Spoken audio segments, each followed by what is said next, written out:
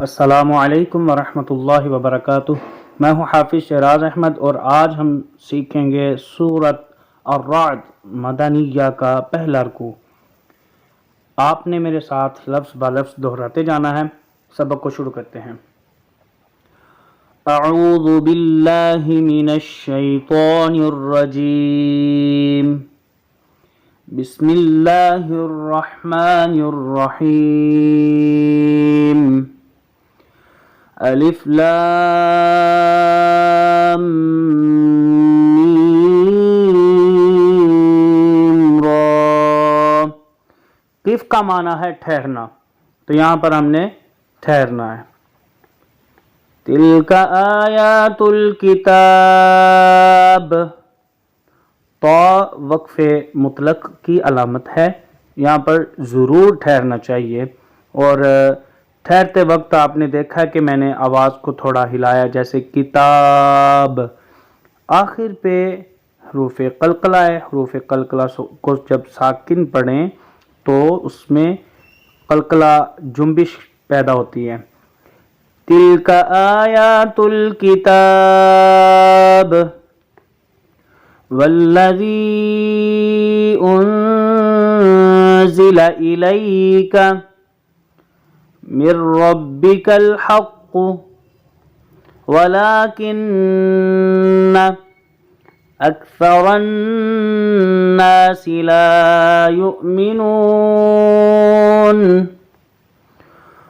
اللہ الذی رفع السماوات بغیر عمد ترونها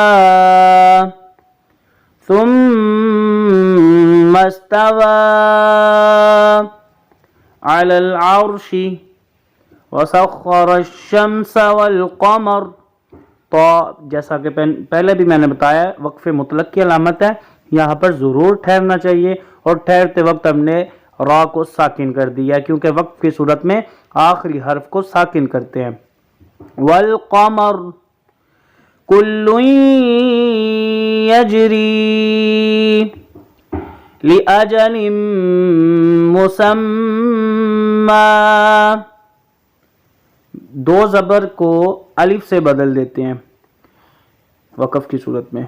یدبر الامر یفصل الآیات لعلکم بلقاء ربکم توقنون۔ وهو الذی مد الارض وجعل فیہا رواسي وأنهارا ومن كل الثمرات جعل فيها زوجين اثنين يغشي الليل النهار إن فی ذلک لآیات لقوم یتفکرون۔ وفی الارض قطع متجاورات وجنات من، دوبارہ پڑھ لیتے ہیں۔ قطع متجاورات وجنات من اعناب وزرع ونخيل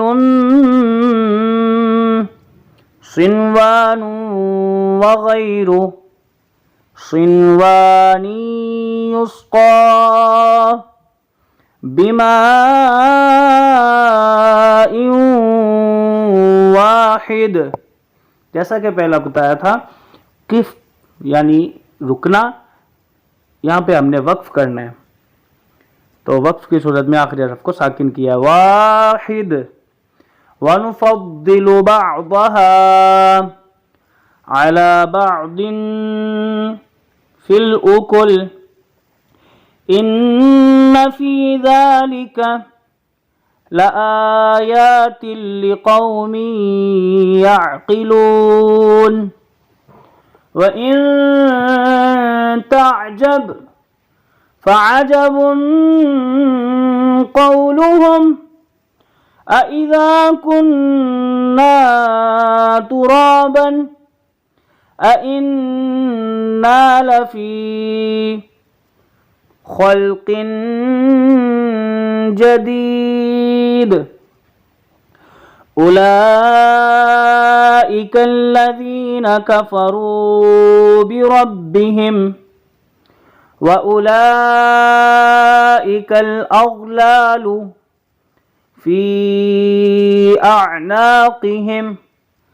أعناقهم عین کے تلفظ کا خاص خیال رکھیں أعناقهم وأولئك أصحاب النار هم فيها خالدون ويستعجلونك بالسيئة قبل الحسنة وقد خلت من قبلهم المثلات. تو وقف مطلق کی علامت ہے، اس لیے یہاں پہ ہم نے وقف کیا اور آخری حرف کو ساکن کیا. وَإِنَّ رَبَّكَ لَذُو مَغْفِرَةٍ لِلنَّاسِ عَلَى ظُلْمِهِمْ وَإِنَّ رَبَّكَ لشديد العقاب.